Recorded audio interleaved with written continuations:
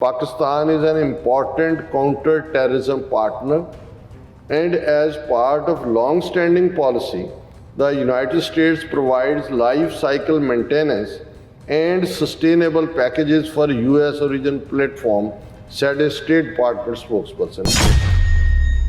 This will sustain Islamabad's capability to meet current and future counter-terrorism threats by maintaining its F-16 fleet as well as support American foreign policy.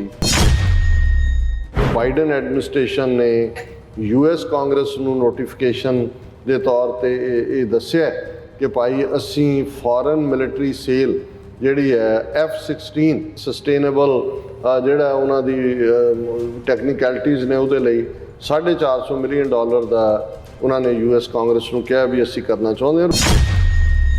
Bharat ਚੁੱਪ ਹੈ ਔਰ ਇਹਨਾਂ ਦਾ ਹੀ media ਕਹਿ ਰਿਹਾ ਕਿ last time ਜਦੋਂ America ਨੇ ਇਸ ਕਿਸਮ ਦਾ ਜਿਹੜਾ ਸੌਦਾ ਦਿੱਤਾ ਸੀ ਪਾਕਿਸਤਾਨ ਨੂੰ, ਭਾਰਤ ਨੇ ਅਮਰੀਕਾ ਦੇ ਸਫੀਰ ਨੂੰ ਐਂਬੈਸਡਰ ਨੂੰ Richard Verma Punjabi Hindu converted to Christianity ਉਹਨੂੰ ਸੱਦ ਕੇ ਪ੍ਰੋਟੈਸਟ ਕੀਤਾ ਸੀ। ਅਮਰੀਕਾ ਜਿਹੜਾ ਇੰਡੀਆ ਦਾ ਰੂਸ ਵੱਲ ਝੁਕਾਅ ਹੈ ਉੱਥੋਂ ਉਹਨੇ ਨਹੀਂ ਖਿੱਚਿਆ। ਅਮਰੀਕਾ ਭਾਰਤ ਨੂੰ ਵੀ ਦੱਸ ਰਿਹਾ ਕਿ ਜੀ ਅਸੀਂ ਹੁਣ ਪੁਰਾਣੇ ਯਾਰ ਕੋਲ ਚੱਲੇ ਹਾਂ।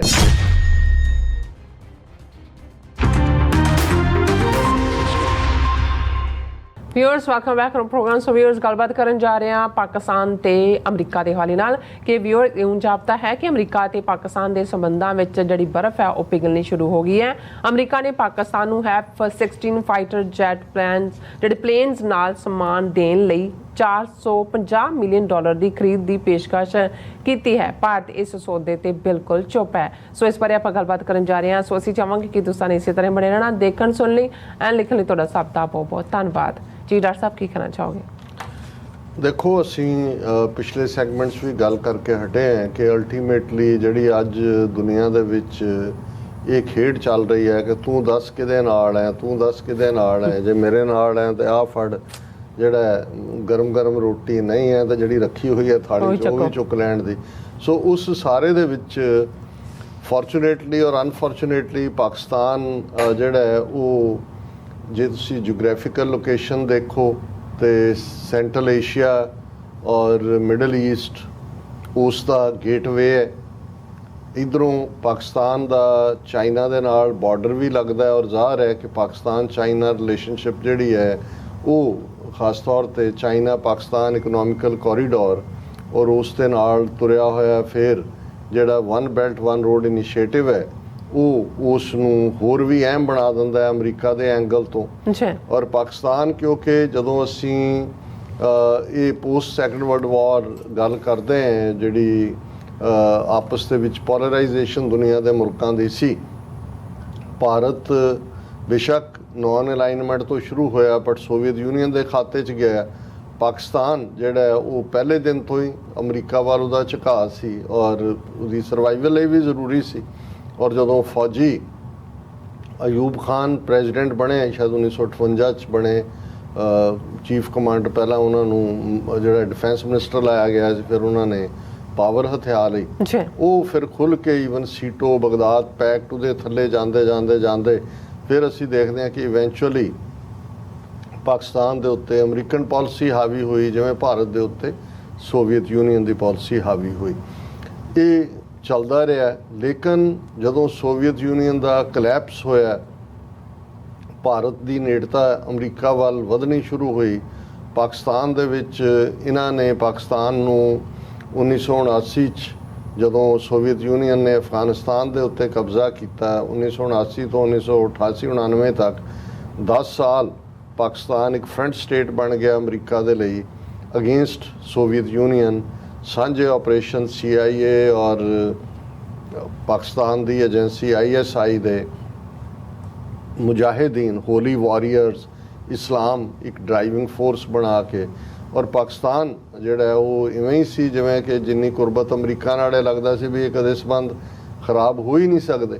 ਲੇਕਿਨ ਜਿਉਂ ਹੀ ਸੋਵੀਅਤ ਯੂਨੀਅਨ ਡਿਫੀਟ ਹੋਇਆ, ਬਾਅਦ 'ਚ 15 ਟੁਕੜੇ ਉਹਦੇ ਹੋਏ, ਅਮਰੀਕਾ ਨੇ ਆਪਣੇ ਹੱਥ ਝਾੜੇ ਤੇ ਚੁੱਕ ਕੇ ਵਾਪਸ ਆ ਗਏ ਉਹੀ 3 ਮਿਲੀਅਨ ਤੋਂ ਜ਼ਿਆਦਾ ਅਫਗਾਨ ਰਿਫਿਊਜੀ ਪਾਕਿਸਤਾਨ 'ਚ ਬੈਠੇ ਨੇ, ਦਹਿਸ਼ਤਗਰਦੀ ਪਾਕਿਸਤਾਨ ਦੀਆਂ ਬਰੂਹਾਂ 'ਤੇ ਆਈ ਔਰ ਉਹ ਸਾਰਾ ਮਜ਼ਹਬ ਨੂੰ ਇੱਕ ਵੈਪਨ ਦੇ ਤੌਰ 'ਤੇ ਇਸਤੇਮਾਲ ਤਾਂ ਕਰ ਲਿਆ। ਹੁਣ ਤੁਸੀਂ ਸ਼ੇਰ ਦੀ ਸਵਾਰੀ ਤਾਂ ਕਰ ਲਈ, ਤੁਸੀਂ ਸ਼ੇਰ ਤੋਂ ਉਤਰੋਗੇ ਨਹੀਂ। ਲੇਕਿਨ ਉਸ ਸਾਰੇ ਦਾ ਨਤੀਜਾ ਖਮਿਆਜ਼ਾ ਪਾਕਿਸਤਾਨ ਨੂੰ ਫਿਰ ਲੰਬਾ ਵਕਤ ਭੁਗਤਣਾ ਪਿਆ। ਅਸੀਂ ਦੇਖਦੇ ਹਾਂ ਕਿ ਉਸ ਤੋਂ ਬਾਅਦ ਜਦੋਂ ਤੱਕ ਸੈਕੰਡ ਵੇਵ ਆਉਂਦੀ ਹੈ 9/11 ਤੋਂ ਬਾਅਦ, ਉਦੋਂ ਤੱਕ ਅਮਰੀਕਾ ਦੀਆਂ ਅੱਖਾਂ ਫਿਰੀਆਂ ਹੋਈਆਂ ਸੀ। 9/11 ਤੋਂ ਬਾਅਦ ਉਸਾਮਾ ਔਰ ਉਹਦਾ ਗਰੁੱਪ ਸਾਰਾ ਉੱਥੇ ਅਫਗਾਨਿਸਤਾਨ 'ਚ ਬੈਠਾ ਸੀ।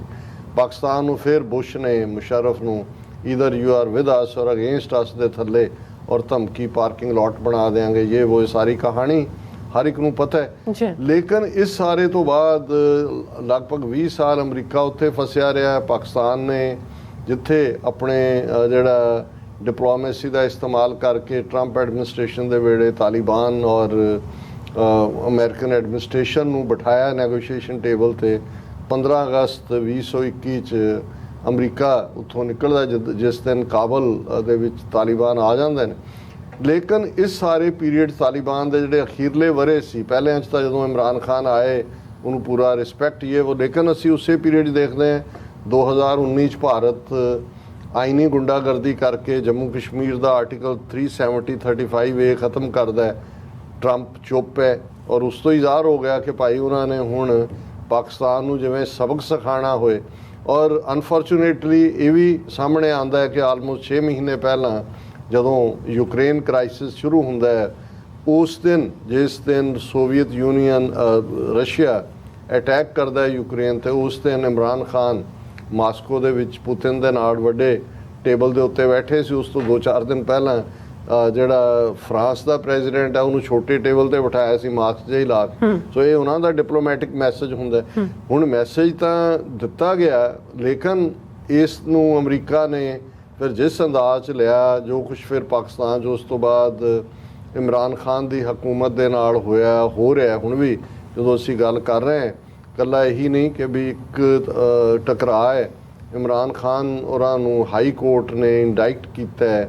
ਉਹ ਚਾਰਜ ਸ਼ੀਟ ਟਰਾਇਲ ਤਾਂ ਚੱਲੇਗਾ ਕਿਉਂਕਿ ਉਹਨਾਂ ਨੇ ਇੱਕ ਜਲਸੇ ਦੇ ਵਿੱਚ ਜਿਹੜੀ ਜੱਜ ਦੇ ਖਿਲਾਫ ਕੋਈ ਗੱਲ ਕਹੀ ਜਿਸ ਨੂੰ ਉਹਨਾਂ ਨੇ ਖੁਦ ਹੀ ਉਹਦਾ ਸੂ ਮੋਟੋ ਲਿਆ ਕਿ ਜੀ ਇਹ ਜਿਹੜਾ ਉਹ ਜੁਡੀਸ਼ਰੀ ਦਾ ਨੂੰ ਥ੍ਰੈਟ ਹੈ।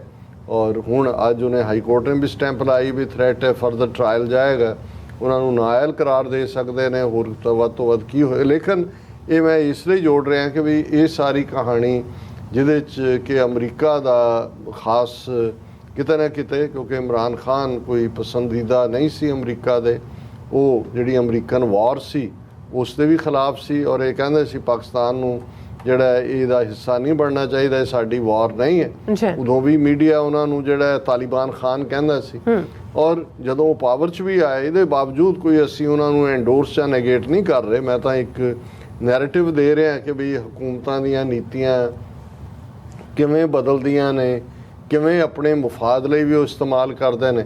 ਸੋ ਅੱਜ ਜਦੋਂ ਕਿ ਇਮਰਾਨ ਖਾਨ ਥਾਂ ਜਲਸੇ ਕਰਕੇ ਆਪਣੀ ਪੋਪੂਲੈਰਿਟੀ ਦਾ ਮੁਜ਼ਾਹਰਾ ਕਰ ਰਹੇ ਨੇ, ਇਨ ਦਾ ਮੀਨ ਟਾਈਮ ਪਾਕਿਸਤਾਨ ਦੇ ਵਿੱਚ ਸ਼ਹਬਾਜ਼ ਸ਼ਰੀਫ ਦੀ ਕਮਾਂਡ ਥੱਲੇ ਹਕੂਮਤ ਉਹਨਾਂ ਦੀ ਲੀਡਰਸ਼ਿਪ ਥੱਲੇ ਬਣਦੀ ਹੈ। ਔਰ ਇਸ ਪੀਰੀਅਡ 'ਚ ਕ੍ਰਾਈਸਿਸ ਇੰਟਰਨਲ ਪਾਕਿਸਤਾਨ ਨੂੰ ਇਕਨੋਮਿਕਲੀ ਵੀ IMF ਦੀ ਤਲਵਾਰ ਸਿਰ ਤੇ ਲਟਕ ਰਹੀ ਸੀ। ਸ਼੍ਰੀਲੰਕਾ ਦੇ ਵਿੱਚ ਜਿਹੜੀ ਹੈ ਉਹਨਾਂ ਦੀ ਇਕਨੋਮੀ ਡੀਰੇਲ ਹੋਈ ਔਰ ਡਿਫਾਲਟਰ ਬਣਿਆ। ਪਾਕਿਸਤਾਨ ਦਾ ਵੀ ਸੀ ਖੌਫ। ਫਿਰ IMF ਦੀਆਂ ਸ਼ਰਤਾਂ ਤੇ ਜਿਹੜਾ ਪਾਕਿਸਤਾਨ ਨੂੰ ਜਿਹੜਾ ਉਹ ਕੁਝ ਮਿਲਿਆ, ਕੁਝ ਚੀਨ ਨੇ ਵੀ 2-3 ਬਿਲੀਅਨ ਦਿੱਤਾ। ਸੋ ਡਿਫਾਲਟਰ ਵਾਲੀ ਸਿਚੁਏਸ਼ਨ ਤਾਂ ਬਚ ਗਈ। ਹਾਲਾਂਕਿ ਹੁਣ ਵੀ ਜਦੋਂ ਅਮਰੀਕਨ ਡਾਲਰ ਵੀਜ਼ਾ ਵੀ ਪਾਕਿਸਤਾਨ ਕਰੰਸੀ ਹੈ, ਸ਼ਾਇਦ ਪਾਕਿਸਤਾਨ ਦੇ 220 ਰੁਪਏ ਕਿ 25 ਰੁਪਏ ਨੇ। ਫਿਰ ਅਨਫੋਰਚੂਨੇਟਲੀ ਕਈ ਵਾਰ ਕੁਦਰਤ ਦਾ ਵੀ ਕੋਈ ਕਹਿਰ ਹੁੰਦਾ ਹੈ। ਫਲੱਡਸ ਇਸ ਵੇਲੇ ਇੱਕ ਵੱਡਾ ਹਿੱਸਾ ਪਾਕਿਸਤਾਨ ਦਾ ਡੁੱਬਰ। ਇਸ ਕੋਈ ਸ਼ੱਕ ਨਹੀਂ ਕਿ ਇੰਟਰਨੈਸ਼ਨਲ ਕਮਿਊਨਿਟੀ ਸਮੇਤ UN NGOs ਉਹਨਾਂ ਨੇ ਖੁੱਲ੍ਹ ਕੇ ਮਦਦ ਕੀਤੀ। ਈਵਨ ਅੱਜ ਮੈਂ ਦੇਖ ਰਿਹਾ ਸੀ ਕਿ ਐਂਟੋਨੀਓ ਗੁਟਰੈਸ ਜਿਹੜੇ ਸੈਕਟਰੀ ਜਨਰਲ ਨੇ UN ਦੇ, ਉਹ ਪਾਕਿਸਤਾਨ ਜਾ ਰਹੇ ਨੇ ਟੂ ਸ਼ੋ ਸਿੰਪਥੀ ਕਿ ਬਈ ਫਲੱਡਸ ਦੇ ਵਿੱਚ ਸਫਰ ਕਰ ਰਹੇ ਨੇ ਲੋਕ।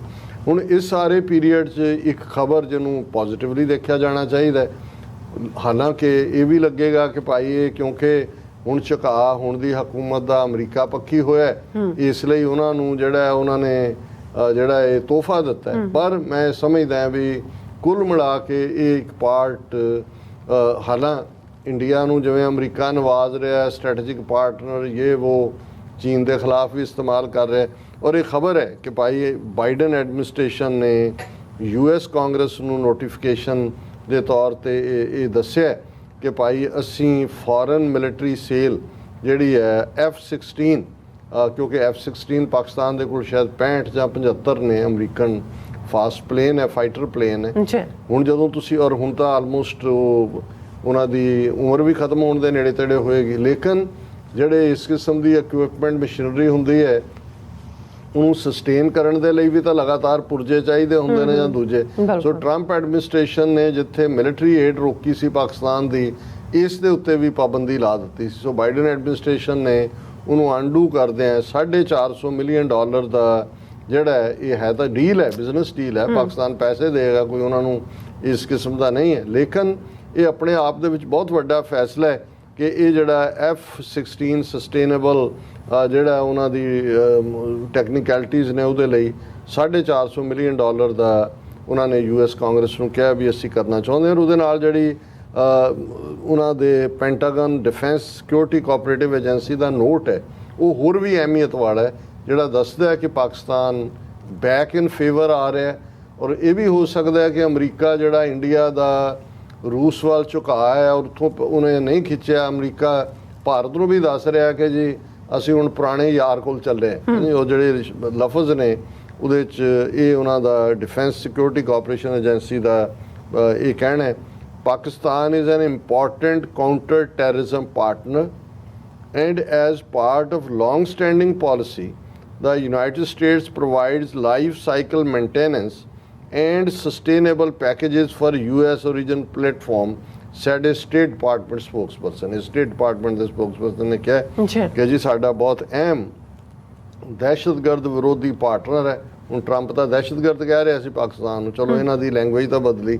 ਔਰ ਸਾਡੀ ਜਿਹੜੀ ਲੌਂਗ ਸਟੈਂਡਿੰਗ ਪਾਲਿਸੀ ਹੈ, ਅਸੀਂ ਜਿਹੜਾ ਵੀ ਡੀਲ ਪਹਿਲਾਂ ਜਿਨ੍ਹਾਂ ਨੂੰ ਦਿੱਤਾ ਹੋਇਆ ਸਮਾਨ ਉਹਨਾਂ ਦੀ ਮੇਨਟੇਨੈਂਸ ਤੇ ਸਸਟੇਨ ਕਰਨ ਦੇ ਲਈ ਉਹਨਾਂ ਨੂੰ ਪੈਕੇਜ ਦਿੰਦੇ। This will sustain Islamabad's capability to meet current and future counter-terrorism threats by maintaining its F-16 fleet, as well as support American foreign policy and national security objectives by allowing interoperability in ongoing counter-terrorism efforts and in preparation for future contingency operations. ਹਾਲਾਂ common ਬੰਦੇ ਨੂੰ ਵੀ ਪਤਾ ਵੀ F-16 ਦਾ counter terrorism ਨਾਲ ਕੀ ਲੈਣਾ ਦੇਣਾ।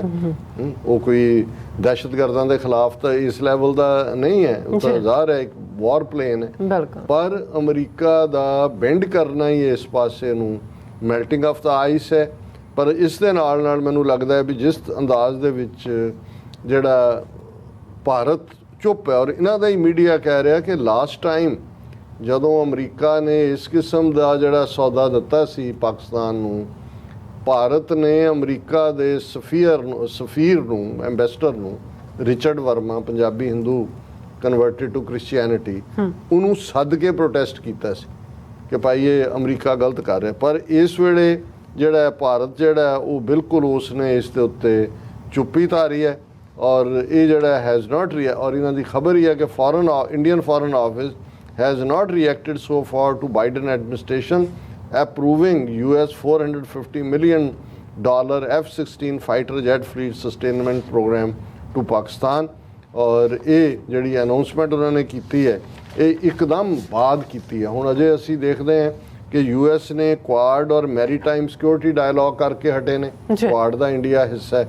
ਸੋ ਇਹਦਾ ਮਤਲਬ ਇਹ ਹੈ ਕਿ ਅਮਰੀਕਾ ਇੰਡੀਆ ਨੂੰ ਆਪਣਾ ਡਿਸਪਲੇਸ਼ਰ ਵੀ ਦਿਖਾ ਰਿਹਾ ਹੈ, ਪਾਕਿਸਤਾਨ ਨੂੰ ਵੀ ਗਾਜਰ ਦਿਖਾ ਦਿੱਤੀ ਹੈ ਕਿ ਭਾਈ ਸਾਡੇ ਨਾਲ ਹੀ ਰਹੋ ਤੇ ਐਸ਼ ਕਰੋਗੇ। ਔਰ ਇਹ ਜਿਹੜੇ ਹਾਲਾਂਕਿ ਇਹ ਜਿਹੜੀ ਦੋਨੋਂ ਹੀ ਮੀਟਿੰਗਸ ਹੋਈਆਂ ਕੁਆਡ ਦੇ ਵੀ ਔਰ ਮੈਰੀਟਾਈਮ ਸਿਕਿਉਰਿਟੀ ਡਾਇਲੌਗ, ਉਹਦੇ 'ਚ ਪਾਕਿਸਤਾਨ ਦਾ ਜ਼ਿਕਰ ਤੱਕ ਨਹੀਂ ਹੋਇਆ। ਔਰ ਇਹ ਇਸ ਤੋਂ ਫੌਰਨ ਬਾਅਦ $450 ਮਿਲੀਅਨ ਦੀ ਇਹ ਡੀਲ ਦਿੱਤੀ ਜਾਂਦੀ ਹੈ।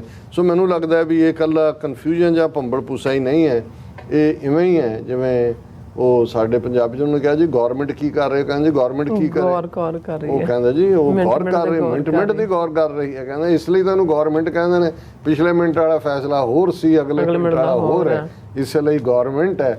ਹੁਣ ਇਹ ਜਿਹੜੀ ਸਰਕਾਰ ਹੈ ਜਿਸ ਨੂੰ ਪਾਕਿਸਤਾਨ ਦੇ ਜਿਹੜੇ ਕੁਛ ਪੈਟਰੀਓਟਿਕ ਐਂਕਰ ਨੇ ਉਹ ਕਹਿਣਗੇ ਸਾਹਿਬ ਬਹਾਦਰ ਕਿ ਸਾਹਿਬ ਬਹਾਦਰ ਨੇ ਜੋ ਫਿਰ ਕਰਤਾ ਆਰਡਰ। ਸੋ ਹੁਣ ਸਾਹਿਬ ਬਹਾਦਰ ਦਾ ਹੋ ਗਿਆ ਆਰਡਰ ਕਿ ਪਿਘਲਾ ਦਿਓ ਬਰਫ਼ ਤੇ ਦੇ ਦਿਓ ਸੌਦਾ। ਜੀ ਡਾਕਟਰ ਸਾਹਿਬ, ਤੁਹਾਡਾ ਬਹੁਤ ਬਹੁਤ ਸ਼ੁਕਰੀਆ, ਤੁਸੀਂ ਆਪਣੇ ਵਿਚਾਰ ਸਾਡੇ ਦਰਸ਼ਕਾਂ ਨਾਲ ਸਾਂਝੇ ਕੀਤੇ ਨੇ। ਸੋ ਇੱਥੇ ਲੈਣੇ ਬ੍ਰੇਕ। ਵਿਊਅਰਸ ਦੋਸਤਾਂ ਨਾਲ ਇਸੇ ਤਰ੍ਹਾਂ ਹੀ ਬਣੇ ਰਹਿਣਾ। ਮਿਲਦੇ ਹਾਂ ਛੋਟੇ ਜਿਹੇ ਵਕਫੇ ਤੋਂ ਬਾਅਦ।